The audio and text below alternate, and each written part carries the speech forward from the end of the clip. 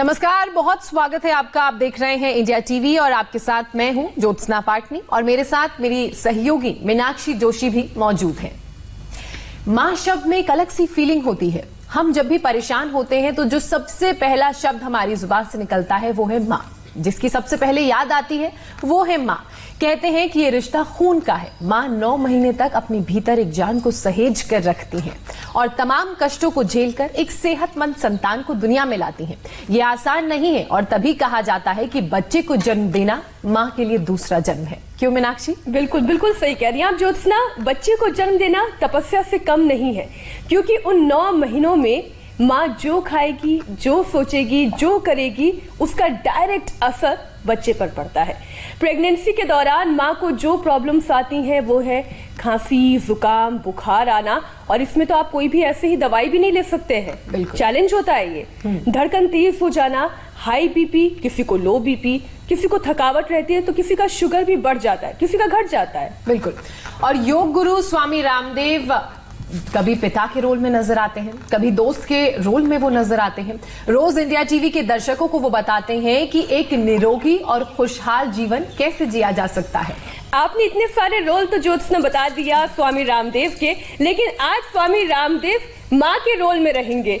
Pregnancy में माँ जैसे समझाती है कि किन चीजों का ख्याल रखना चाहिए, आज स्वामी रामदेव ठीक वैसे ही हमारी सभी महिला दर्शकों को ये बताएंगे कि कैसे योग अभ्यास करना चाहिए, क्या खाना पीना चाहिए और माँ और बच्चे की आने वाली जिंदगी को कैसे तब्दील किया जा सकता है, बिल्कुल वैसे जैसे माँ बताती है। स्वामी रामदेव जी, आपका बहुत बहुत स्वागत हम करते हैं, क्योंकि आज आप एक माँ के किरदार में हैं। तो आप जरा बताइए, आज ये घी में क्या भुना जा रहा है? स्वामी जी प्रणाम। ऐसा लग रहा है वहाँ पे भी सेलिब्रेशंस की तैयारी चल रही है। प्रणाम प्रणाम ज्योत्सना जी, मीनाक्षी जी। और अच्छा किया, दोनों हमारी बहनें जो एक माँ बन गई, एक बनने वाली है, तो उनको ट्रेनिंग दूंगा आज। तो ये गोंद है, ज्योत्सना है, बबूल का गोंद है। स्वामी जी, ये सौभाग्य प्राप्त होने में अभी थोड़ा वक्त है। हाँ स्वामी जी, आप बता रहे हैं आज पहले से तैयारी करा रहा हूँ। तो ये गोंद है, बबूल का कीकर बोलते हैं आम भाषा में। उसके गोंद को इस तरह से, ये गाय का घी रखा है, सबको पता है पतंजलि गाय का घी तो हम सारे देश को ही खिलाते हैं। गाय के घी के अंदर हमने ये गोंद आप भून रहे हैं। गोंद भूनने के बाद में ये इस तरह से तैयार हो जाता है।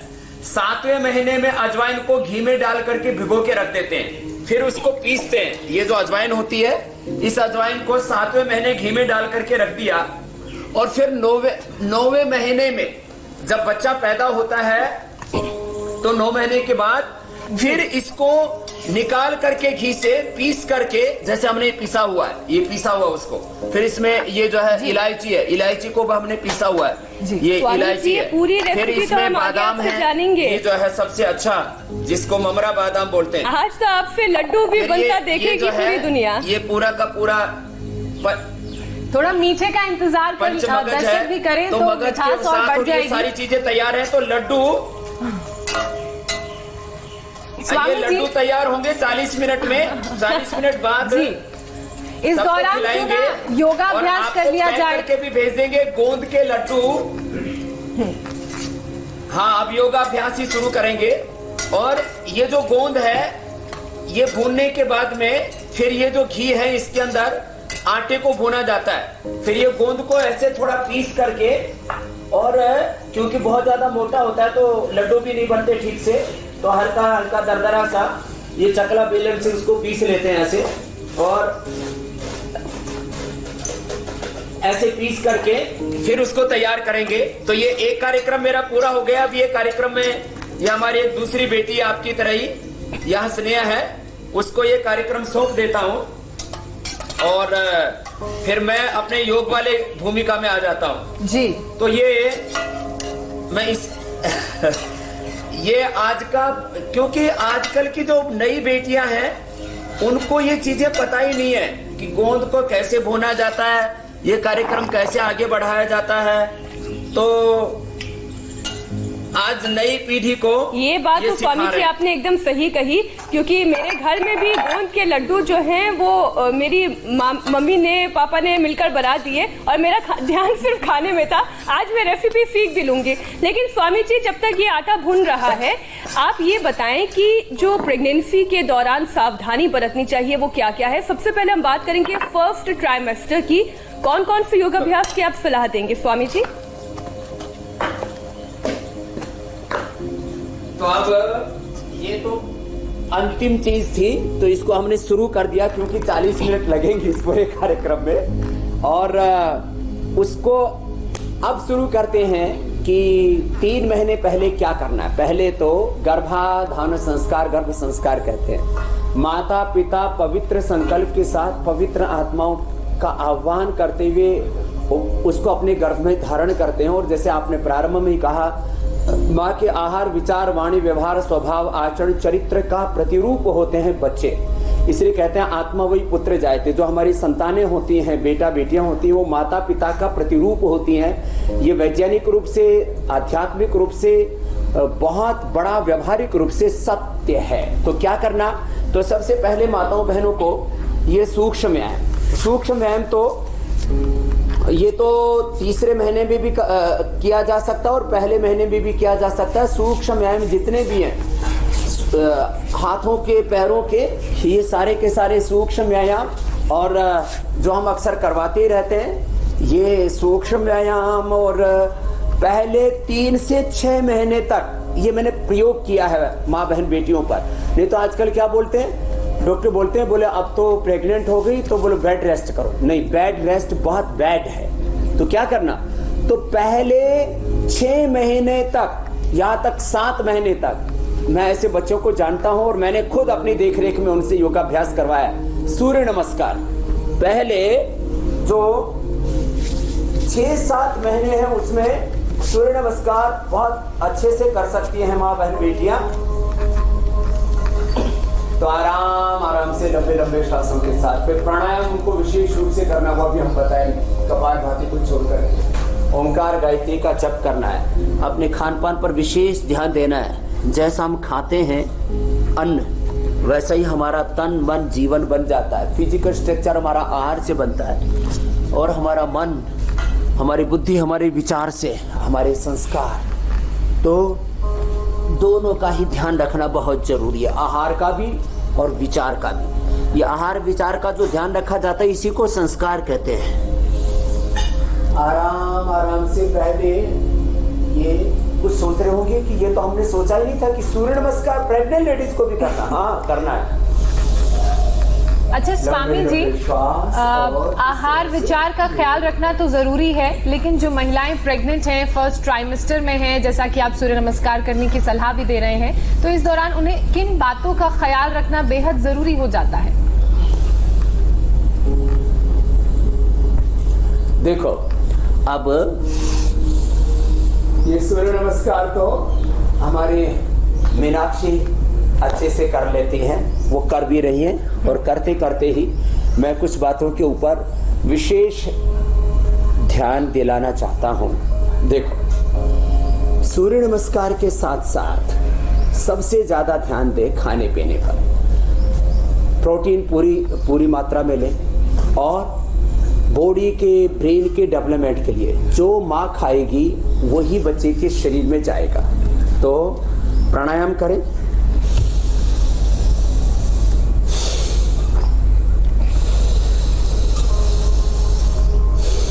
भस्त्रिका, कपालभाति नहीं करना, अनुलोम विलोम,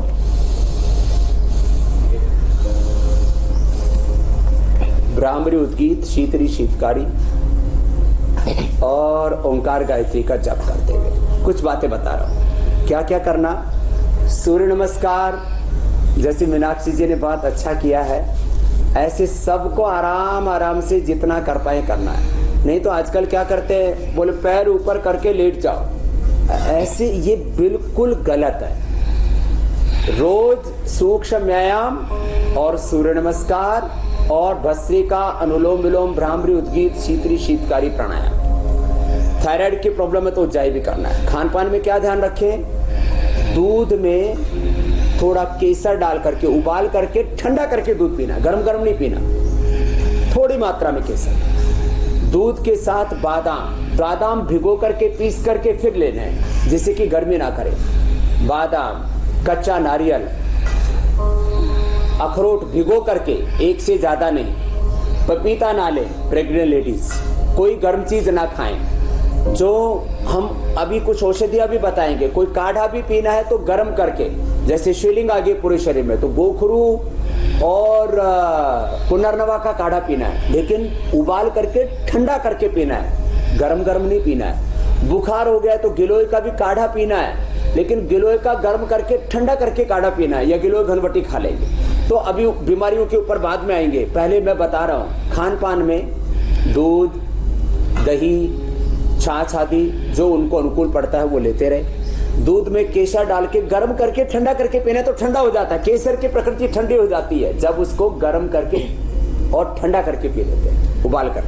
तो उसमें बादाम, अखरोट और जो है नारियल, इनका प्रयोग करें। चावल, खीर खाएं या ऐसे ही चावल और दूध ले लें तो बच्चा गौर वर्ण का, रूपवान, स्वस्थ, सुंदर, बलवान, प्रज्ञावान, विद्वान पैदा होता है। देखो, लंबे श्वास ले, जो मां का ऑक्सीजन लेवल होगा वही बच्चे का ऑक्सीजन लेवल होगा, इसलिए मां को ऑक्सीजन लेना जरूरी है। और जो मां खाएगी वही उसका जो खून है वो उसके नाभि जो नाल है वो मां के साथ जुड़ा हुआ होता है। बच्चे के पेट के साथ साथ फिर उसका सारा शरीर जुड़ा होता है, वहीं से उसको पोषण मिलता है जी।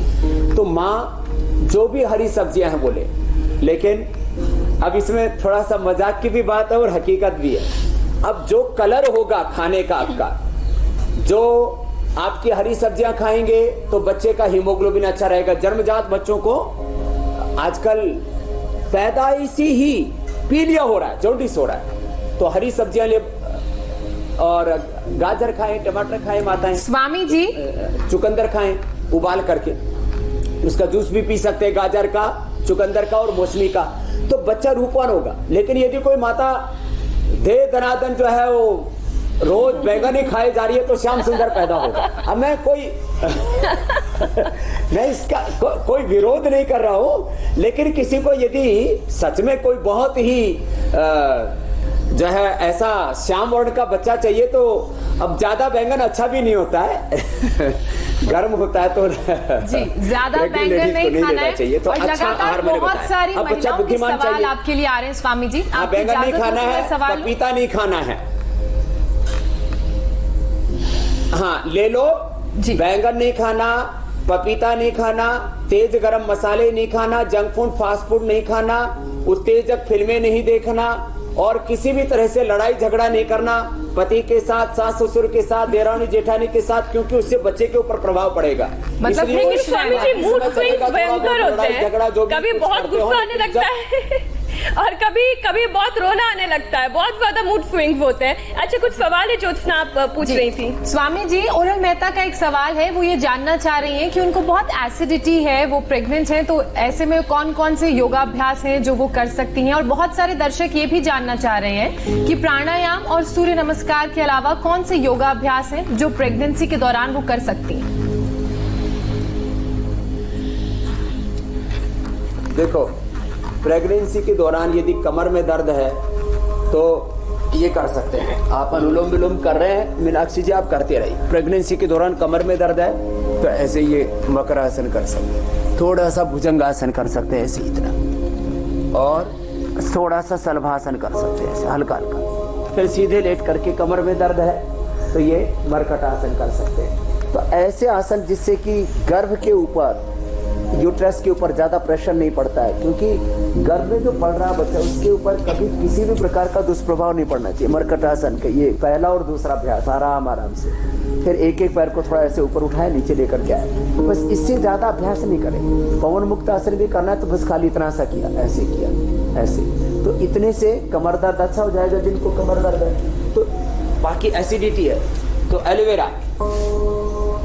एलोवेरा इसका जूस ताजा पिए यदि हो सके तो, नहीं तो पतंजलि का लिया है। एलोवेरा, वीटाग्रास, एलोवेरा, वीटाग्रास, ये वीटा ग्रास का पाउडर भी हम देते हैं। एलोवेरा, वीटा ग्रास और लौकी का जूस पी लें, एसिडिटी 100% अच्छी हो जाएगी। बहुत ही ज्यादा एसिडिटी है तो मोती पिष्टी हम देते हैं। ये मोती पिष्टी पतंजलि की मिलती है। तो मोती पिष्टी नहीं तो बाजार में बहुत महंगे होते हैं। मोती की माला भी पहननी चाहिए जो प्रेग्नेंट लेडीज हैं, उससे ठंडक रहती है। मोती पिष्टी आधा ग्राम मलाई के साथ या पानी में मिलाकर के ऐसे पी लें, एसिडिटी 100% अच्छी हो जाएगी। और किसी को ब्लीडिंग भी होती है तो कहरवा पिष्टी और मोती पिष्टी मिलाकर के ले लें। और इसमें कहरवा पिष्टी, मोती पिष्टी के साथ साथ इसमें नाग केसर को भी ले सकते हैं 1-2 ग्राम। और मैंने देखा शीशम के पत्ते पी सकते हैं, शीशम के पत्ते और बेल के पत्ते जबरदस्त होते हैं। जिनको भी ये गर्मी बहुत होती है, एसिडिटी बहुत होती है, ब्लीडिंग तक होने लगती है तो उनको भी फायदा हो जाता है। ये बता दिया आपको। बच्चे बुद्धिमान पैदा, इसके लिए ब्राह्मी और शंकुष्पी का पाउडर 2-2 ग्राम खा लें, नहीं तो मेधावटी खाएं। मेधावटी लेने से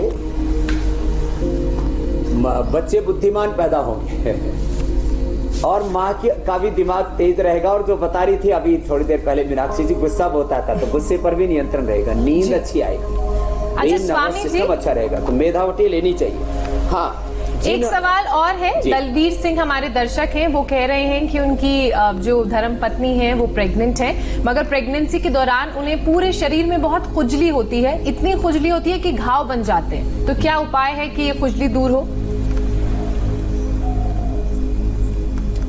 तो खुजली को दूर करने के लिए सबसे अच्छा उपाय है नारियल के तेल में थोड़ा कपूर मिला के लगा ले। नारियल का तेल, उसमें कपूर मिलाया, थोड़ा लगा लिया, या कायाकल्प तेल आता है पतंजलि का, वो लगा ले। और ये एलोवेरा जेल तो रामबाण है, चेहरे से लेकर के सिर से लेकर के पूरे शरीर में कहीं पर भी खुजली हो रही हो तो ये एलोवेरा जेल, तो एलोवेरा जेल लगा ले, खुजली खत्म हो जाएगी। क्या इससे स्ट्रेच मार्क से भी बचा जा सकता है स्वामी जी? जाती है तो कोई भी, हाँ बहुत जबरदस्त है इसकी। तो ये खुजली 100% अच्छी हो जाती है। जिनको स्वेलिंग आती है चेहरे पर, पैरों में, पूरे शरीर पर, वाटर टेंशन हो जाता है तो उनको गोखरू और पुनर्नवा ये रात को भिगो दे, 10-10 ग्राम 20-20 ग्राम ले लें और रात को भिगो के सुबह भिगो के रात को उबाल करके फिर ठंडा करके पिए। कोई भी काढ़ा जब गरम पिया जाता है तब गरम करता है, वो ठंडा हो जाता है उबालने के बाद तो गरम नहीं करता है। इसलिए जिनको कफ जुकाम सर्दी है उनको, अब जैसे लेडीज को प्रेगनेंसी के दौरान सर्दी जुकाम हो गया तो क्या करें, तो फिर स्वासारी क्वाथ जो है वो उसको थोड़ा गुनगुना पिए और ज्यादा तेज गर्म भी नहीं, स्वासारी क्वाथ पी, बस सर्दी जुकाम दूर। एलोपैथी की दवाई नहीं, बुखार हो गया तो गिलोय की गोली खा ले, गिलोय घनवटी, ज्वरनाशक या सुदर्शन घनवटी, एक गिलोय घनवटी एकदम 100% सेफ है और मैं हजारों प्रेग्नेंट लेडीज पर ही प्रयोग कर चुका हूँ। प्रेग्नेंट लेडीज यदि बुखार की भी दवाई खाते हैं तो बच्चा विकलांग पैदा हो सकता है। आजकल बच्चों को ऑटिज्म की बीमारी देखते हैं, हम देखते हैं बच्चों को जो है सेरेब्रल पैलिसी है, विकलांगता आ जाती है, बच्चों का दिमाग पूरा विकसित नहीं हो पाता। तो माताओं बहनों को बुखार की भी दवाई नहीं ले, क्या लेना, गिलोय घनवटी, ये घर में होनी ही चाहिए। प्रेग्नेंट लेडीज जो है वो घर में कुछ चीजें रखे ही, गिलोय घनवटी रखे, दस्त हो जाए तो कुटजारिष्ट कोटज घनवटी रखें, एलोपैथी की दवा ना लें, गैस बन जाए तो थोड़ा गैस और चूर्ण रख लें, एलोपैथी की दवाई नहीं लेनी प्रेग्नेंट लेडीज को, क्योंकि उनके साइड इफेक्ट वो तो बच्चे के ऊपर उनका को प्रभाव पड़ता है। दस्त लग जाए, कुटजारिष्ट तो 2 से 3 चम्मच पानी, 2 से 3 चम्मच दवा, कुटज घनवटी 2-2 गोली, एकदम दस्त ठीक, नहीं तो थोड़ा दही के अंदर ये सब गोल मिला करके ले लें। एलोपैथी की दवाई दस्त के लिए ले लें, बुखार के लिए मैंने बता दिया, सर्दी जुकाम के लिए स्वासारी क्वाथ बता दिया। फिर टाइफाइड हो जाए तो खूब कला 2 ग्राम, 2-3 अंजीर और 5-7 मुनक्के, इसका काढ़ा बना करके पी ले और गिलोय घनवटी ले ले। 100% 5 से 7 दिन के अंदर टाइफाइड भी अच्छा हो जाता है। नहीं तो टाइफाइड की दवाई लेने से कितनी माँ बहन बेटियों को बहुत भयंकर दिक्कत हो जाती है। जी, उमा शर्मा है हमारी दर्शक, वो आपसे जानना चाह रही हैं कि प्रेगनेंसी के बाद वेट बहुत बढ़ गया है, अब उस बढ़े हुए वेट को, वजन को कम करना है तो उसके लिए कौन कौन से योगाभ्यास है, और ऐसे बहुत सारे सवाल आए हैं आपके लिए। उसके लिए मैंने बोला ना, उनको सूर्य नमस्कार और सूक्ष्म व्यायाम और ये अनुलोम विलोम करने से भस्त्रिका आराम आराम से, अनुलोम विलोम आराम आराम से, भ्रामरी उद्गीत ये कर ले तो वेट अपने आप कंट्रोल हो जाएगा। और थायराइड भी किसी किसी का बढ़ जाता है तो उज्जाई ये 11 बार तक कर सकते हैं इसे।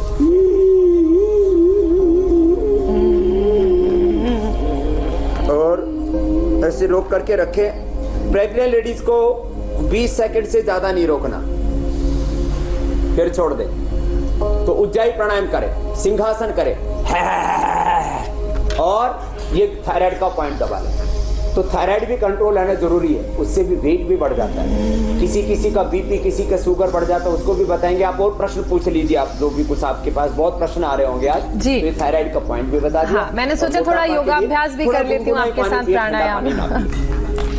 स्वामी जी एक दर्शक हैं अनु अग्रवाल, वो कह रही हैं कि वो 9th मंथ प्रेग्नेंट हैं और उन्हें मिट्टी खाने का बहुत मन करता है। अच्छा, ऐसा भी कुछ मीनाक्षी? हाँ, कई लोगों को किया है। नहीं, मुझे मन नहीं किया, लेकिन ये मैंने सुना है कि कई लोगों को मिट्टी खाने का, कुछ लोगों को चौक खाने का मन करता है। हाँ। कुछ लोगों को चूना खाने का मन करता है। स्वामी जी शायद कैल्शियम जो है उसकी कमी को दूर करने का मन करता है। कैल्शियम की कमी हो जाती है, तो कैल्शियम की कमी के लिए मैं कल बता दूंगा, ला करके भी दिखा दूंगा। अभी यदि होगा तो हमारे बच्चे जो है वंशलोचन अभी दिखा देते हैं। ये वंशलोचन मैं आपको बताता हूं, मैंने खुद देखा है। जब गांव में था तो जो प्रेग्नेंट लेडीज होती थी, आप तो चौक की बात कर रहे हैं, जो है वो मुल्तानी मिट्टी जो थोड़ी सी संवेदनशील होती थी, अरे जो चूल्हे की जो कठोर कठोर मिट्टी होती है वो खा जाती थी। और स्वामी जी मुल्तानी मिट्टी तो मैंने भी चखी है, थोड़ी नमकीन सी होती है।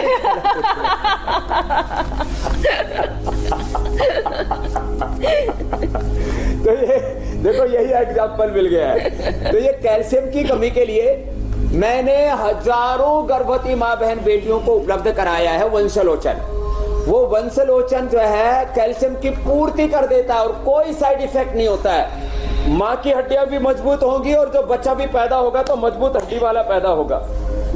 तो ये तो, और फिर पहले आजकल की तो बेटियां बच्चा पैदा होने के बाद में बोले अरे बस अब मैं तो साग सब्जियां खाऊंगी, कुछ नहीं। गोंद के लड्डू और ये अजवाइन के लड्डू, देखो ये लड्डू तैयार हो गया है, आटा भुन चुका है, बीच में वो डालो गोंद और बूरा और जो है ये सब डाल करके अब ये तैयार करेंगे। तो देखो ये सब इधर भुन करके तैयार हो गया। भुने हुए के अंदर पहले ये गोंद थोड़ा पीस करके और फिर ये गोंद भी डालेंगे, मगज भी डालेंगे, ड्राई फ्रूट भी डालेंगे, अजवाइन भी डालेंगे। तो ये लड्डू खिलाते थे पहले। और फिर देखो ये वंशलोचन तैयारी था तो आपको दिखा देता हूँ। देखो ये ऐसे वंशलोचन होता है। देखने में ये जैसे चूल्हे की मिट्टी, जैसे मैं कहता था खाती थी कुछ माताएं, कुछ ठेकरे खा लेती थी, कुछ मुल्तानी मिट्टी खा लेती, चौक जैसी होती है देखने में। अब देखो ये इसमें भी नकली वंशलोचन आता है, सफेद, वो 50 रुपए किलो मिलता है और ये 1000 से ज्यादा रेट होता है इसका असली वंशलोचन का। हम लोग च्यवनप्राश में भी इसको डालते हैं, इसलिए मुझे पता है और मैंने खुद खरीदा हुआ है 25-30 साल पहले से। तो इसको ऐसे ही देखो, ये इतना सा चौक सुबह ऐसे थोड़ा थोड़ा करके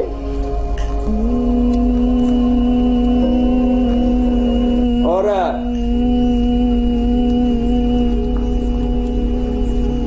ऐसे मुंह में डाल करके, और मिट्टी का भी स्वाद आता रहेगा जी। ये बहुत जबरदस्त है कैल्शियम की कमी के लिए। तो अनुलोम विलोम भ्रामरी उद्गीत ये भी करने लेडीज को। अच्छा, तब तक एक सवाल भी ले लेते हैं स्वामी जी। एकदम एकाग्र चित्त, प्रसन्न चित्त। संगीता एक सवाल पूछ रही है। भ्रामरी उद्गीत तो कर रही है। शीतली शीतकारी भी बताता हूँ, जिनको बहुत गुस्सा आता है जी और बहुत ब्लड प्रेशर हाई रहता है, उनके लिए भी बताऊंगा। आप कुछ प्रश्न पूछ लीजिए। संगीता सबसे पहले तो आपको नमस्ते कह रही हैं और पूछ रही हैं कि मैं 7th मंथ प्रेग्नेंट हूँ, IVF मेरा हुआ है और डॉक्टर ने मुझे बेड रेस्ट के लिए बोला है। तो ऐसे में मुझे कौन से आसन है जो करने चाहिए, और मेरे पैरों के तलवों में बहुत सूजन भी हो गई है।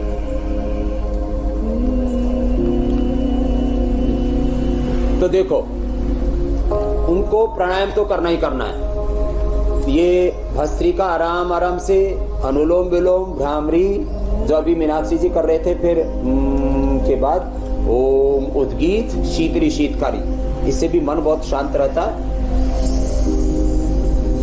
शीतली और शीतकारी कर लीजिए अभी मीनाक्षी जी, भ्रामरी उद्गीत के बाद शीतली और शीतकारी। और तलवों में जलन रहती है तो लौकी को जो है तलवों में ऐसे मल लिया करें, लौकी को काट करके और ऐसे मल लिया करें, और लौकी का जूस भी पी लिया करें, उससे जलन खत्म हो जाती है। अच्छा, उससे सूजन भी कम हो जाएगी क्या स्वामी जी? गोखरू को भिगो करके पानी पी लें, और जौ का दलिया और जौ का आटा ही खाएं तो पूरे शरीर की जलन गर्मी सब खत्म हो जाती है। हाँ, कुछ पूछ रहे थे आप? पैरों की जो सूजन होती है, अक्सर प्रेगनेंसी के दौरान महिलाओं को पैरों में सूजन हो जाती है, तो जो आपने उपाय बताया, क्या उससे सूजन भी कम हो जाएगी?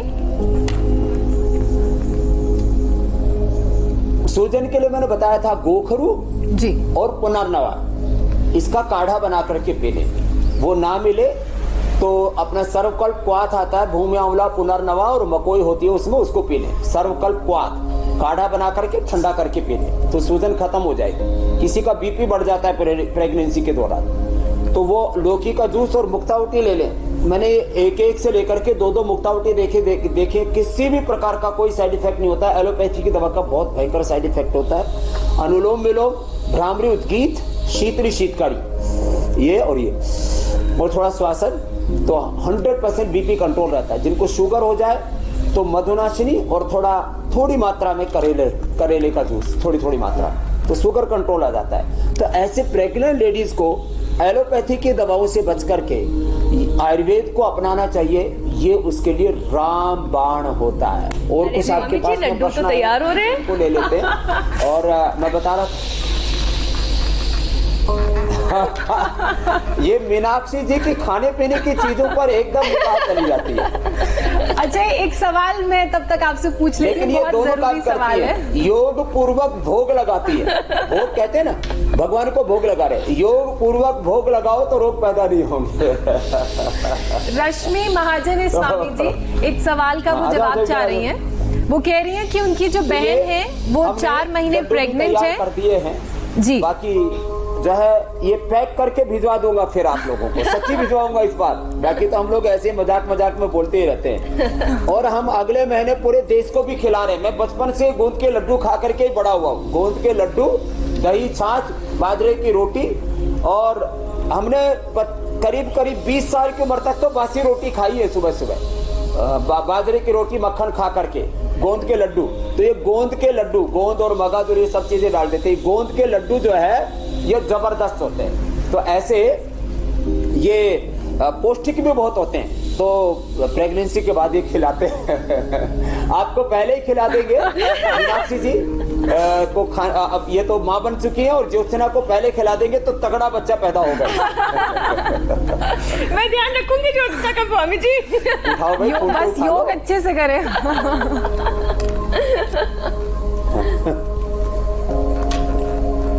अच्छा स्वामी जी, आपने कहा था कि आप अगर प्रश्न पूछ लीजिए, फोन बीच में कट गया था। जी जी। अच्छा स्वामी जी, बीपी को लेकर कुछ सवाल थे स्वामी जी दर्शकों के। कमजोर नहीं देखना चाहते किसी को। हाँ। देखो, जो प्रेग्नेंट लेडीज है वो यदि बटरफ्लाई करती हैं जी।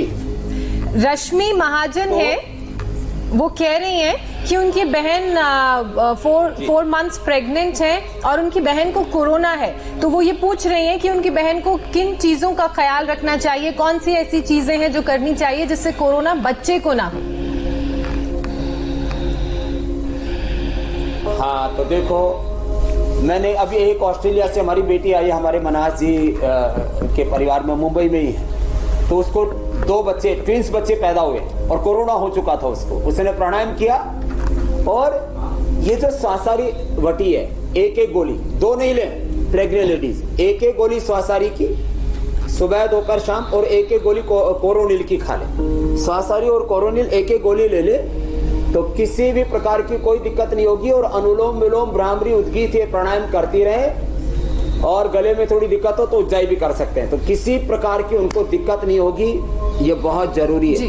और बच्चे को भी कोई समस्या नहीं होगी। तो ये अच्छा, एकदम एक्सपीरियंस बात बता रहा हूँ। 2 बच्चे पैदा कर चुकी है हमारी ऑस्ट्रेलिया वाली बेटी, और इसलिए मेरे अनुभव के आधार पर इस बात को कह रहा हूँ कि उसको कुछ नहीं बिगड़ेगा, कोई चिंता नहीं करे। जी जी। अच्छा, हमारे एक और दर्शक हैं। मैं कह रहा था नॉर्मल डिलीवरी के लिए ये बहुत अच्छा। हाँ स्वामी जी, कोशिश तो महिलाएं बहुत करती है नॉर्मल डिलीवरी की, लेकिन फिर भी सिजेरियन हो जाता है। तो आज आप वो आसन भी बताइए जो नॉर्मल डिलीवरी के लिए कारगर है। तो सिजेरियन से बचना है तो हाँ, ये बटरफ्लाई भी पहले करते रहे। और जब जो है समय होता है 9 महीना पूरा, तो 9 महीना पूरा होते ही अपामार्ग की जड़, अपामार्ग चिरचिटा बोलते हैं। अपामार्ग चिरचिटा यहाँ का खड़ा भी होगा तो आपको पत्ते जरूर दिखा देता हूँ उसके। तो अपामार्ग की जड़ कमर के बांध लेते हैं। हजारों बच्चे जो है डिलीवरी के दौरान वो बांध ले तो नॉर्मल डिलीवरी हो जाती है। और कुछ पूछ लीजिए ज्योत्सना जी, आप पूछ रहे थे। अब कृष्ण मालिये हैं, ये पूछ रही हैं कि मैं 7th मंथ प्रेग्नेंट हूँ, मुझे चेस्ट के लेफ्ट साइड बहुत दर्द और सूजन रहता है और पूरी बॉडी में बहुत दर्द रहता है। तो ऐसे में कोई उपाय जो आप उन्हें बता सकते हैं, कोई आसन जो आप उन्हें बता सकते हैं? तो ये अनुलोम विलोम ना, ये चेस्ट के किसी भी पेन को दूर कर देता है। तो अनुलोम विलोम नेचुरल हीलर है, पेन किलर है अनुलोम विलोम। और ओम बोले, ये प्रयोग किया गया है, साइंटिफिक रिसर्च के, इसके ऊपर रिसर्च पेपर पब्लिश्ड है। और हमने भी किया जो है 500 से ज्यादा रिसर्च पेपर लगभग हम लोग पब्लिश कर चुके हैं। तो ओम बोलने,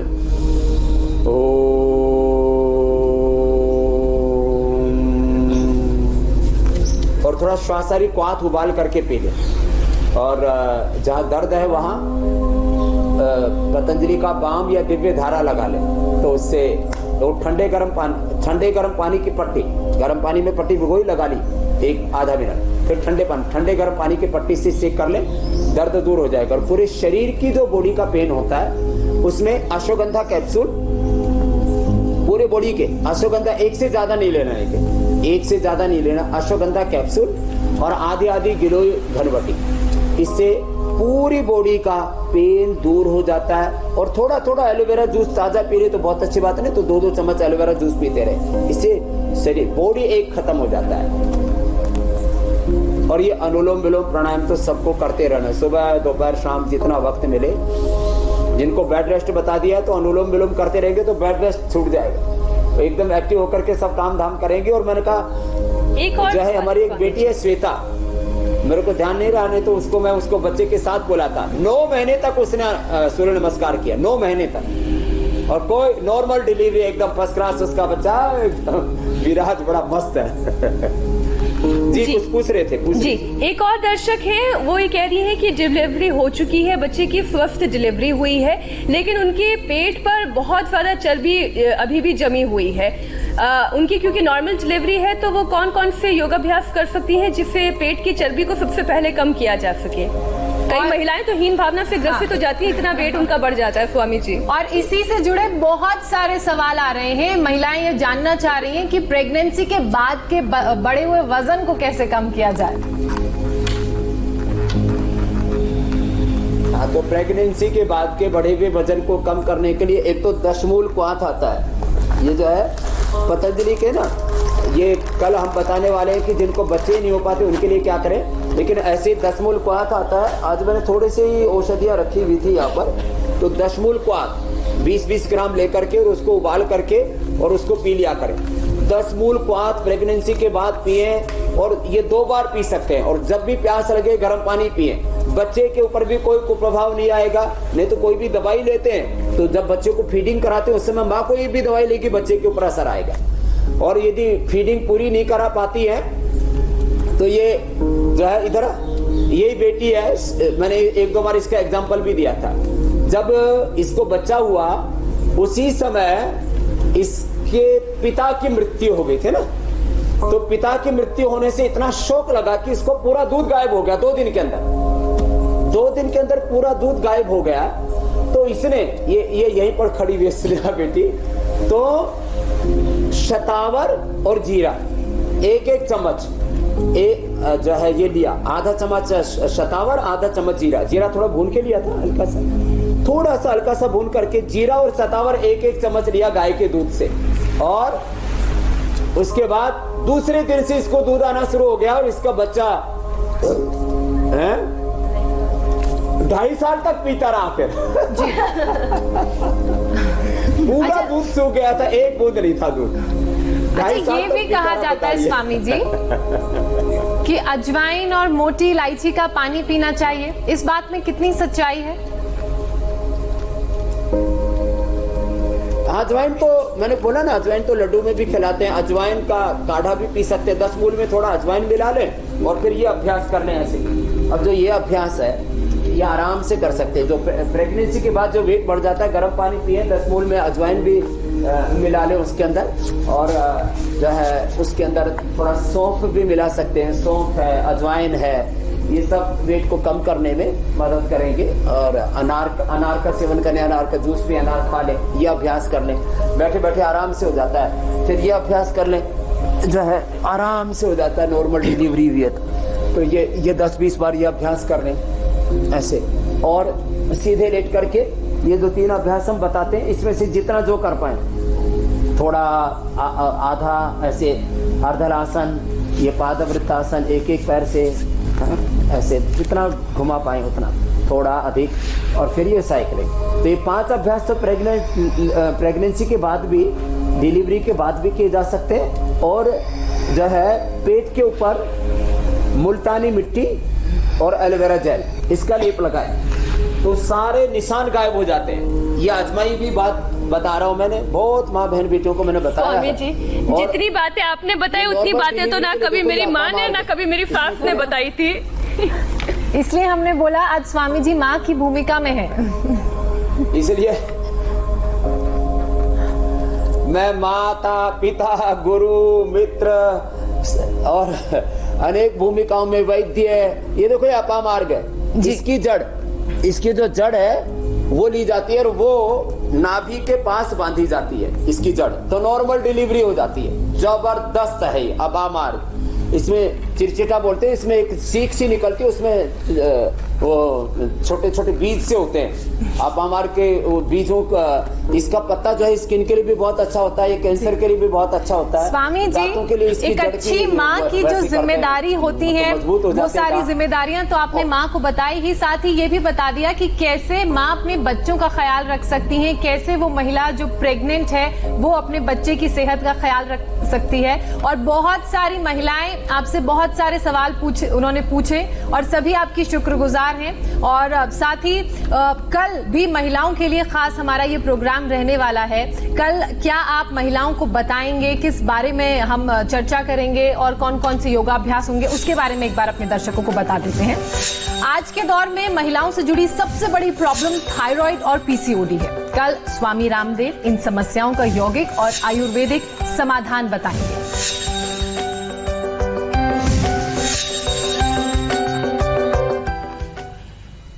स्वामी जी,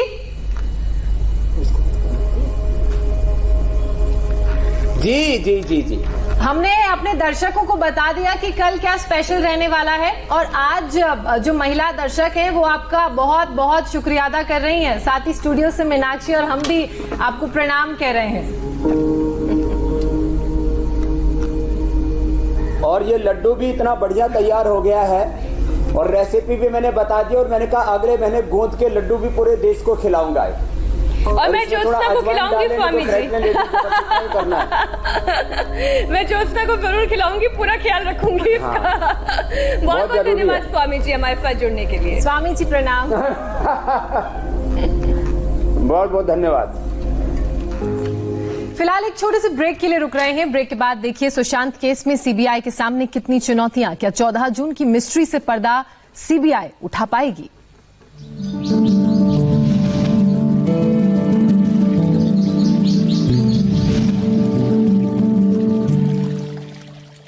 इस कार्यक्रम के प्रायोजक सिम्को ऑक्सी